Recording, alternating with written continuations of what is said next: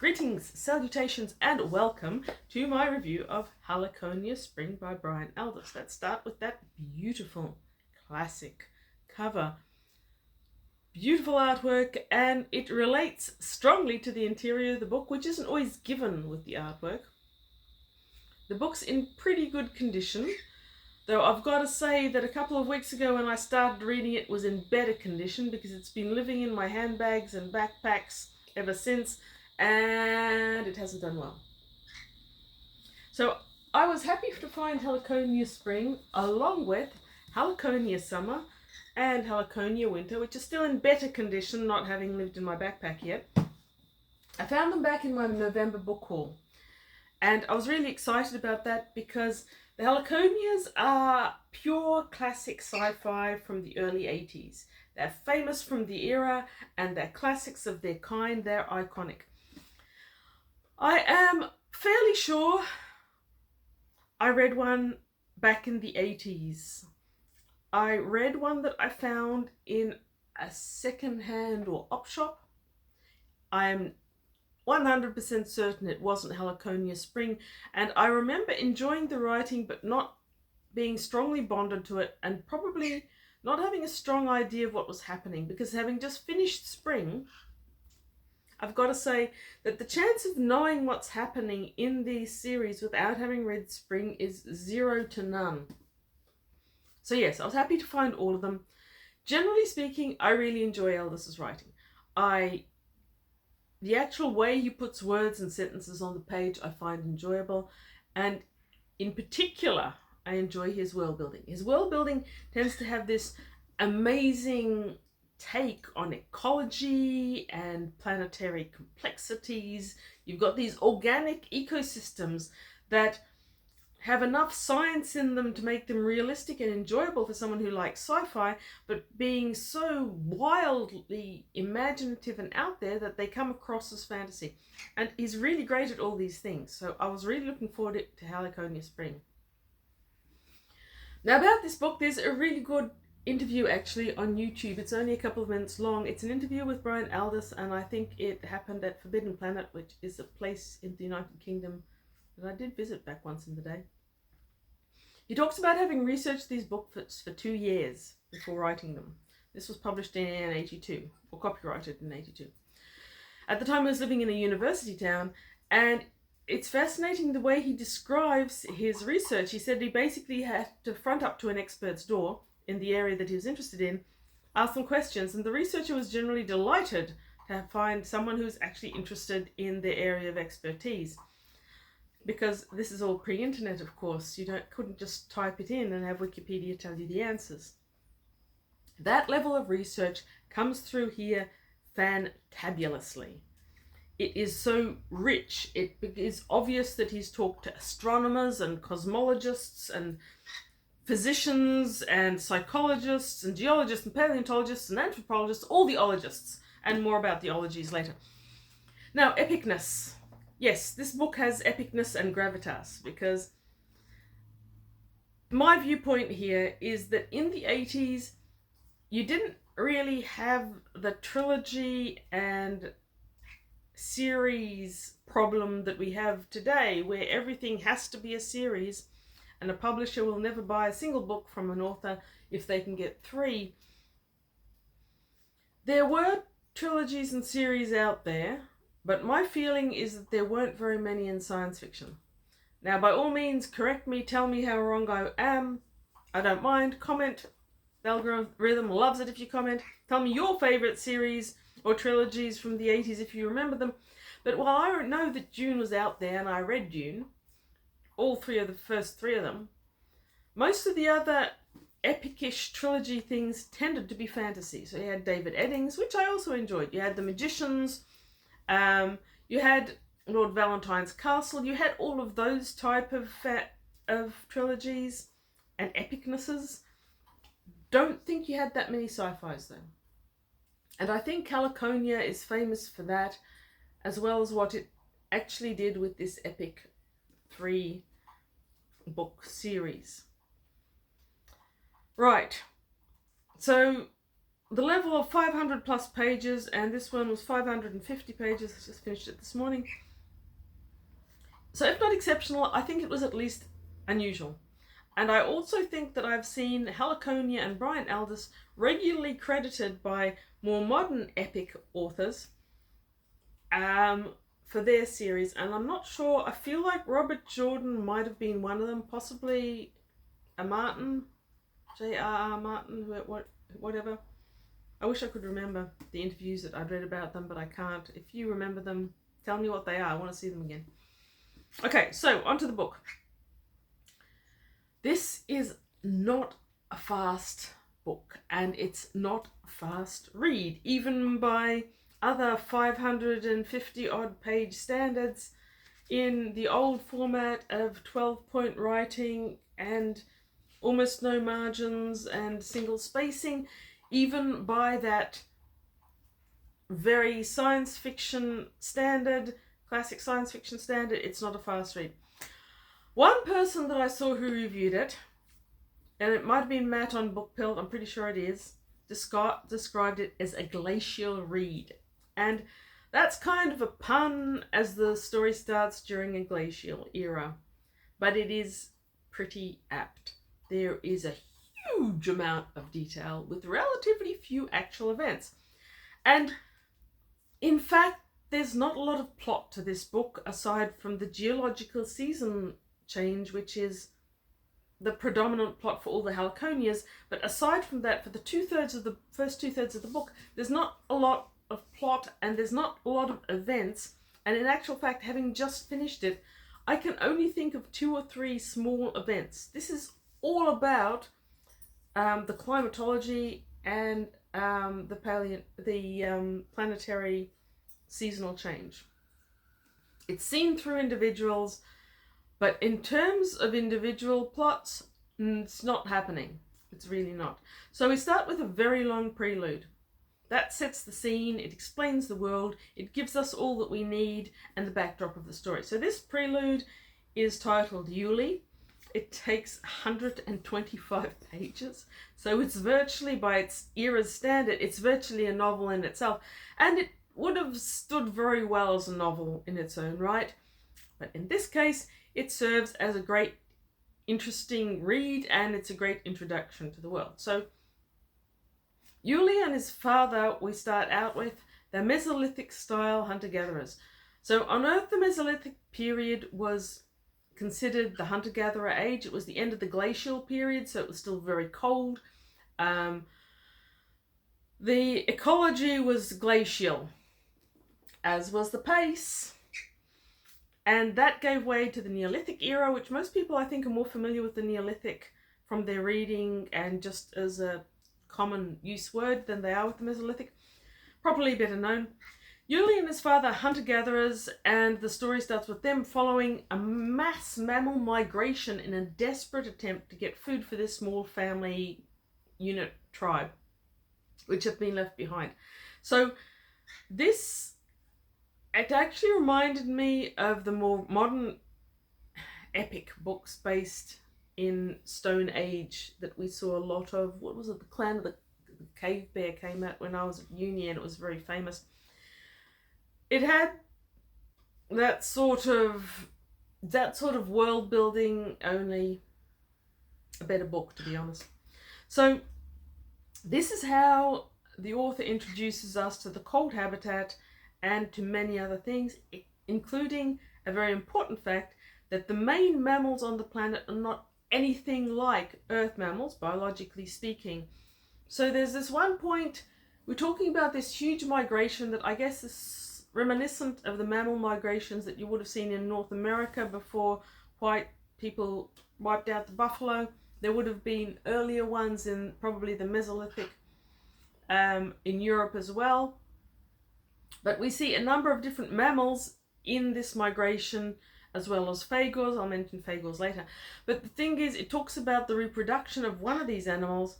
It's a unique style of reproduction that I don't think would ever work for a mammal, but it describes the gravid mammal as carrying a huge number of tiny sprats that eat their way out of the animal. That works in some invertebrates, I believe, but it's hard to imagine that biologically working in a higher vertebrate or a mammal. It's interesting, however, that Aldiss put that in and never referred to that anywhere else in the book.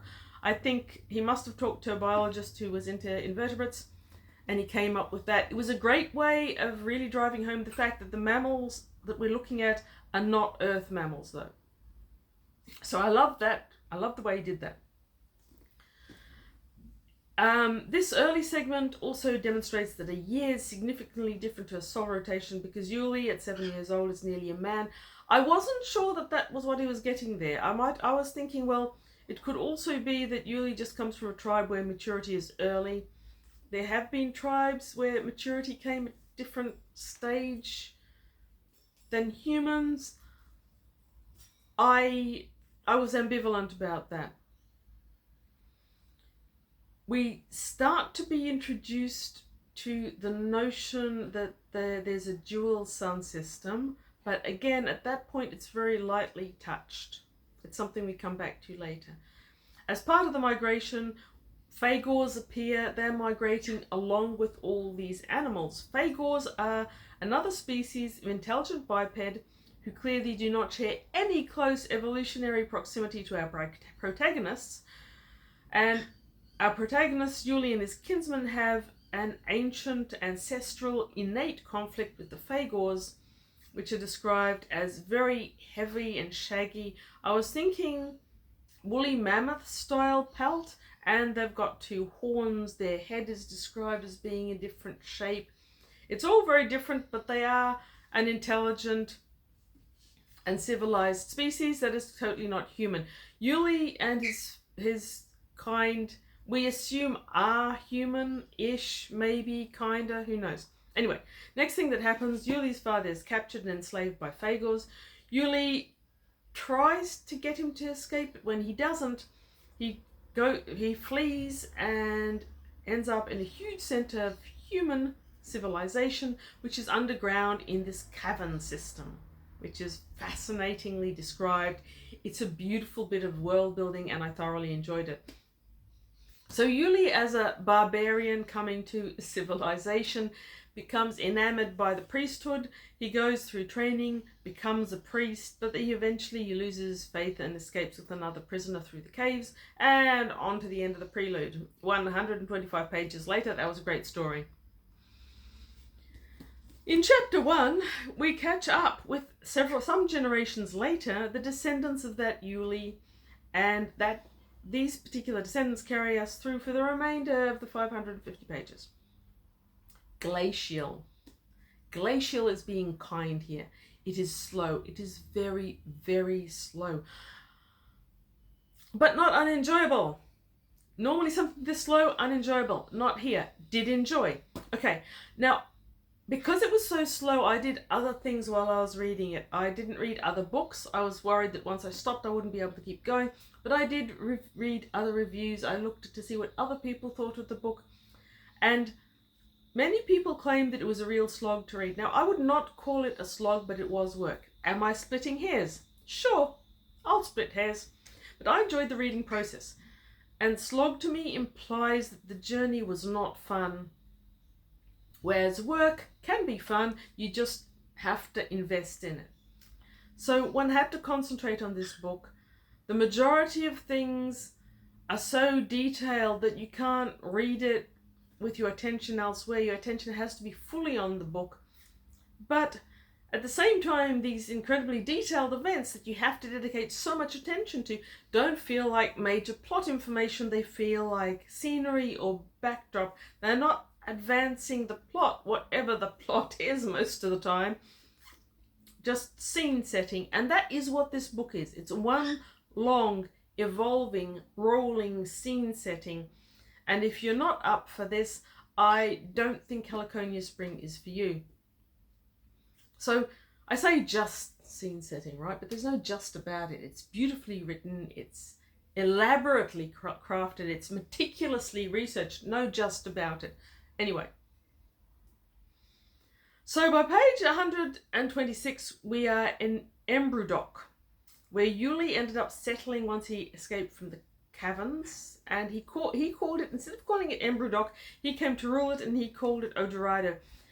Odorado seemed to me to be a bit like El Dorado, and I felt sometimes like the names were hints, but other times I felt they weren't, and none of them seemed to go anywhere, so I don't know what was happening there. Maybe by the end of the third one I will find out if they were implying anything or not, but so far I don't know. Okay, Yuli's descendant in El Dorado is called Laentel I, and he's introduced as a small boy when his grandfather, who is called young Yuli, is dying of old age. And we then watch him grow to manhood in El Dorado, and that's the rest of the book, really. Now, the way Aldiss describes this culture when we start is very mean, basic. It lacks any sort of creativity. It does have a strong, not religious background. Yuli, when he settled El Dorado, he drove off the priests and he killed the temple because he'd become an atheist after having recovered from his own religion, which worshipped some strange underground dwelling creature. But in El Dorado, they used to worship Wutal, wobble, something beginning with W, whatever. They don't worship the god per se anymore. They think that the two satellites they see in the sky are God inspired, and they've got this weird, elaborate after death mythology that takes up a huge amount of the book. They think that once you die, you go under earth, you become a gossi, and eventually you go further under the earth and you become a fessip. And all of these are very angry, but people can go into what they call a Pauk, but it sounds to me like a trance, and go underneath the earth and talk to their ancestors. Their ancestors are very angry. In fact, all the time angry and furious and abusive. They strike me as if inspired by the angry ghosts of Asian mythology. The restless dead that you see in Chinese, and I think also Japanese, maybe Korean mythology. The dead are angry with the living. And it's a huge part of the plot because the characters keep resorting to it. Anyway, aside from that, the description of humans living in a glacial era but Neolithic. Neolithic is... Mesolithic was the end of the hunter-gatherer era on Earth when it was still glaciated. Neolithic, I think, is when they started settling and having actual settlements with dwellings. In El Dorado, they're living in dwellings that were already there and remnants of a ruined civilization, and that also becomes part of the plot because what happened to that previous civilization, that's a constant source of contention for some of the characters throughout the book. The actual culture that we are introduced to, it's more than a bit naff. Now, in the acknowledgements, Aldiss says that among the many other ologists he consulted Desmond Morris for anthropology. And I feel that might be a big part of the unlikable and quite dated elements of this society that Aldiss has built for us here. I do know that we've had huge advances in our understanding of anthropology and early Neolithic cultures. It's possible that Aldiss created this culture just to suit his story, but elements of this culture are not believable. They're just a bit thin. And yes, Desmond Morris was an English zoologist and ethnologist and generalologist. I didn't know that he was considered an anthropologist, but he definitely was a zoologist. I think he's most known for his 1967 book, The Naked Ape, which is non-fiction, which I have read. It's over there on the bookshelf somewhere. Morris's views on hunter-gatherer cultures were initially well received, but then very widely criticized in academic circles. His attitudes towards women in those circles seemed to be that they were always inferior, and he had a few other cultural statements that he made that were not really backed by facts. They were his personal interpretation. What can I say? In the 2020s, Desmond Morris is a somewhat controversial person whose work was divisive. I think he might have had more influence on Aldiss than one might have preferred. However, that aside, the culture isn't too heavy, and watching it evolve as spring comes to the planet and gives El Dorado greater life opportunities, that cultural explosion is interesting. You've got the evolution of horse riding, Hoxley's actually, the animal Hoxley, I just fell in love with them. They described striped like zebras, only the other way, vertical rather than horizontal rather than vertical, and very colourful. The zoology in this book is wild. The zoology and the botany and how all that evolves and changes as the spring certainly starts to come. Amazing. Top notch. Slow, but top notch. Anyway, the snows melt, the world becomes habitable. The people of El Dorado evolve with it, and that's the journey. That's the fascinating journey as the planet slowly rotates into spring. And of course, spring may last for a huge number of years, and winter lasted for geological eras by our stage, but the animals that evolve and plants that have evolved on this planet have evolved for that sort of cycle. So you've got incredibly long hibernation stages. You've got creatures that evolve from juvenile to adult to other stages, I assume. It's all really, really beautifully put together. Back to the people, because most people are more into the people.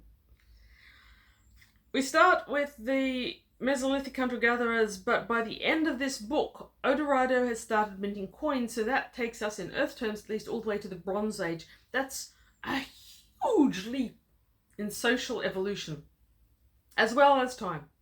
But watching that happen is fascinating, and it made a great book. That it all happened in a single person's lifetime is an interesting way of writing it. It's excusable with the planet's cosmology, and I think for Aldiss it's the best way, because honestly, his characterization, more on the characterization later. Now, El Dorado is a very small clan, shadow human evolution all the way through in terms of the things they possess, the things they learn, their quests for knowledge and understandings. Yes, and all of those are described in terms of individuals learning these things as well. This works with the planet's cosmology because the planet in Helliconia is locked in a binary orbit. I've seen it described as a loose binary orbit. It's got 2 suns, which gives it a normal year as it rotates around its smaller, I think it's a red dwarf, smaller, less hot sun. But this sun is itself rotating around the greater sun, Freya, I think it gets called, which is a much hotter, white, younger star. So you've got that 2 sun binary system. Importantly, so that for the people living on the planet, you've got a normal year, a short year, and you've got the long year. And importantly, the seasons are indeed hundreds of years long. And I expect that there to be more about that, and about the space station, which is rotating above and has been staffed by humans from Earth and is only just very delicately mentioned a few times here. I expect more about those things in the next 2 books. Now, on to something that's a big deal in any book, which is the characterization.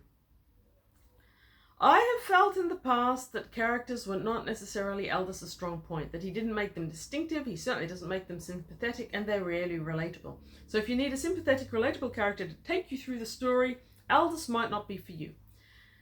When I read Hothouse, which I adored, that's a 10 out of 5 stars review for me, but in Hothouse I felt the characters were almost incidental to the story, the vehicle that Aldiss was using to tell it. And his story was clearly the planet. No, you're not allowed to chew books. Come here. No. So, not individuals that he's actually interested in, but merely vehicles for telling the story about the planet. I am not sure that Aldiss was ever really involved in the individuals he wrote. I'm fairly certain he wasn't expecting you to be involved in the characters that he wrote, but I no longer believe that his characterization is bad. In fact, it's probably even very, very good, because it's still not likable or sympathetic, mind you, but they are very memorable. It occurs to me now that I read Hothouse last year. My memory isn't great, but the characters in Hothouse were unique, individual, and interesting enough that I still remember them very well. And I think in Helliconia Spring, possibly because we spend so much time with these characters, they become very, very distinctive, but not through any of the usual methodologies, really, that most authors will use to make a character likable, relatable, or memorable. What do they look like? I've got a very clear picture in my head of what they look like, but I bet you that it didn't come from Aldiss's description. I just made a composite character from tiny smidgens of other characters and things in my world, not from his description so much. So I'm really intrigued by how he did it. I don't understand what he's doing there, but it is exceptional, and I do really, really respect it. We start with Wutal, who is distinctive because he introduces the world, and we're with him through his religious epiphany and loss of faith. He is still a rather shallow, maybe flat character, but we have a strong sense of him. And later his descendant, Wutal, who goes through all the rest of the book, we're introduced to him as a child. Come on then. Come on. No? Okay. We're introduced to him as a child, and we see him through his own worldview as a child. Now, when Wutal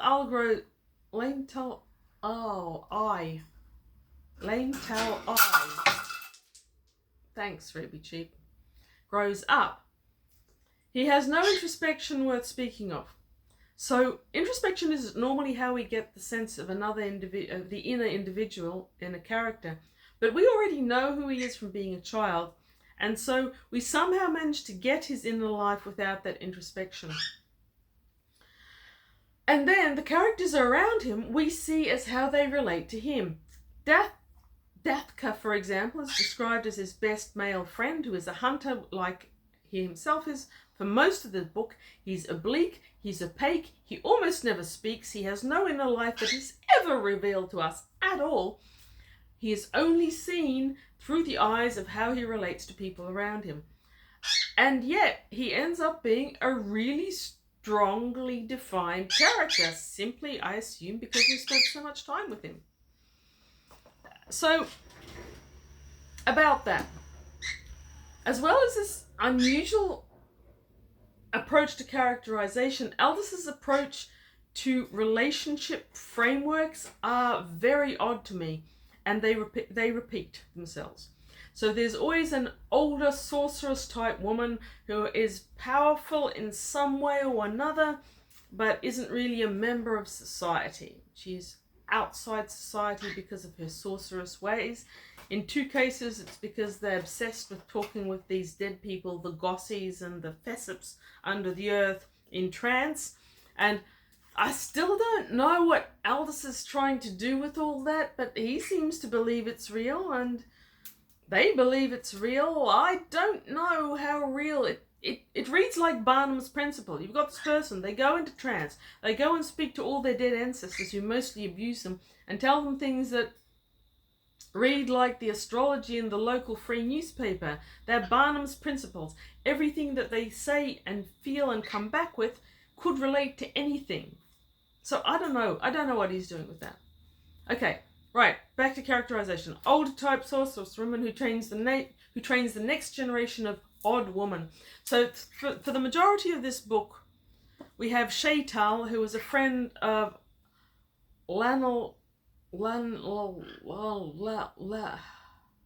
Lane Tal I's grandmother. So she's older than him. She goes her own way. She refuses to become the wife of this man she loves because she'll lose her independence. Desmond Morris, I can hear you lurking at the back of all this. And she starts up this academy to teach women reading, writing, arithmetic, other things, because there's never been any schooling before. She trains up the next generation of odd women, one of whom is Oyam, something beginning with O. Anyway, who is the person that Lanetel I is in love with? Again, you don't really see her as a character that much, except through her relationships with other people. But Shaital's main trainee is Vi. She was the daughter of a slave. She became a disciple, I suppose, of Shaital, who is later acknowledged as a sorceress for something that wasn't sorcery. Great bit of storytelling about the people freezing in the pond and the sorcery. Vi falls in love with the stars. She finds a little poorly made telescope amongst the ruins. She starts observing them. We start learning about how a Bronze Age person might have started relating to the stars and astronomy, and that was great. But the women in this book are certainly stereotypical characters rather than individuals. Even though their individuality isn't poor, it's odd. Male relationships are also odd. So I can't claim a misogyny here at all. Men who are meant to be comrades seem to have a huge amount of antagonisms. Lanetel I's main friend Dathka and he are described as friends through the majority of this book, and yet they are mostly antagonistic. Lanetel I has a bit of a mentor in what's-her-name's father, who is equally unpronounceable. Something beginning with O is spelled O-Y-R-E. Oira? I don't know, something like that. But her father was Aozrune, A-O-Z, that's not a word, Ozrune. He was Lanetel Al's mentor in hunting. Again, all these characters that become distinctive, but you only really see them through each other's eyes. None of them feel terribly real. But Lanetel I and his male best friend are antagonistic. He's antagonistic later with his mentor. There's always this antagonism. Male-female relationships are a living nightmare, and they are on repeat. So you've got Shaital, who's in love with Azrune, but won't become his woman, because if she does, she'll lose her individuality. Then we've got Oirami, or something beginning with O, however you pronounce her, who's in love with Lanetel I, but won't get together with him because then she'll lose her independence. Whatever. So Azrune keeps being turned down by Shaital, so he goes off and gets together with another woman, and their relationship's described as another type of hell. A lot of W2Fs there. It's impressive. I don't understand what Aldiss is doing with his characterizations. I really don't understand what he's doing with his antagonistic relationships between characters. I've no real idea, but it works. Overall, it works. Okay, so a couple of WTFs that I had with this narrative. Aldiss keeps referring to the Phagors, who are the native intelligent species that aren't human, as ancipital. Ancipital is a botany term. I wish he wouldn't do that. I don't know what he's getting at. except that by the end of 500 pages, I knew that ancipital had something to do with phagors, but I've got no idea what he was on about with that. He might mean occipital, which is a type of brain, but I don't know. I'm not sure that he did either. If he did, it relates to a style of science that's gone so out of fashion that I can't even find it in any of the old encyclopedias. Now then, he refers to the more human species, which are Yuli's type, as being protognostic. What? What? What is protognostic meant to mean?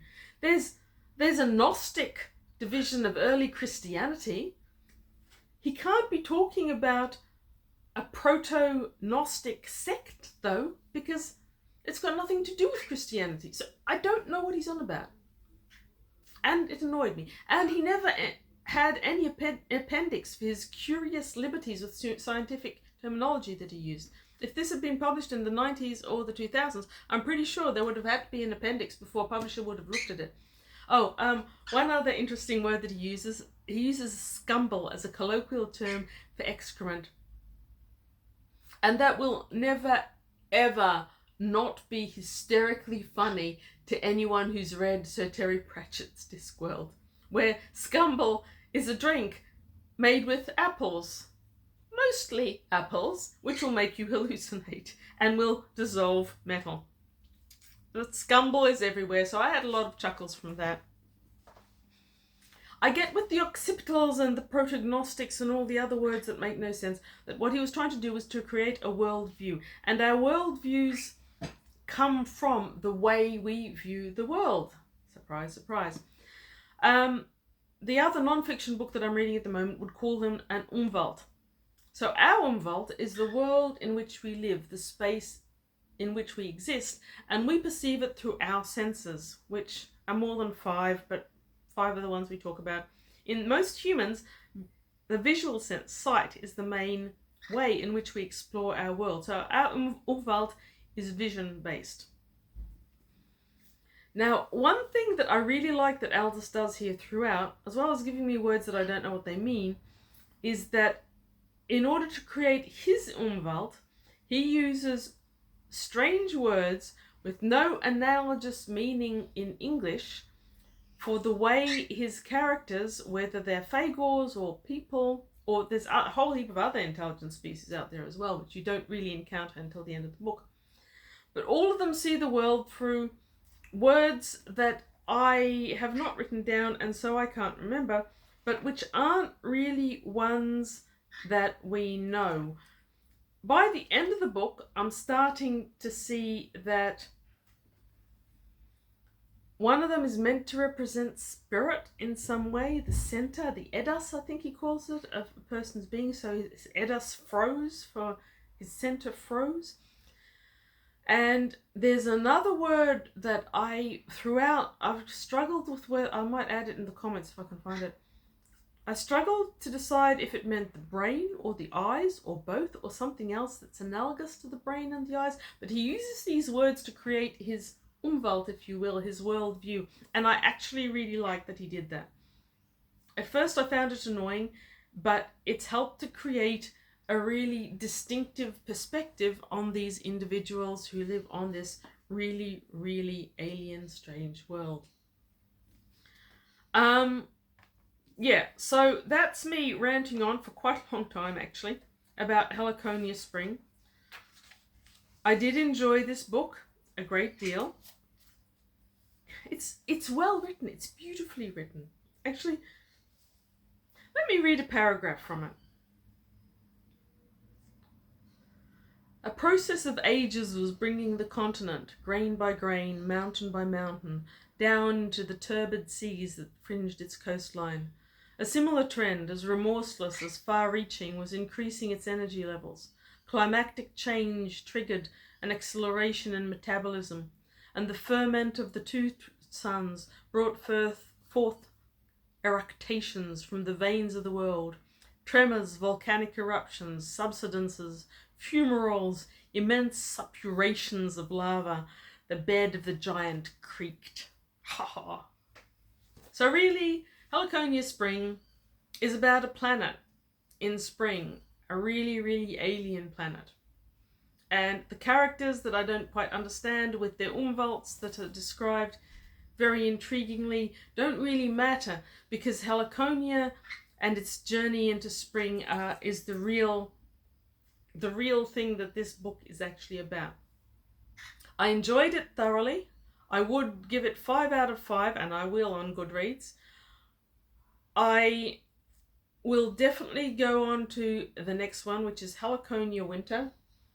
Helliconia Winter is not quite as long as spring, I think, but I need a palate cleanser. There's going to be other books in between. This took me over a week to read. For me, that's a phenomenal amount of time to read a book.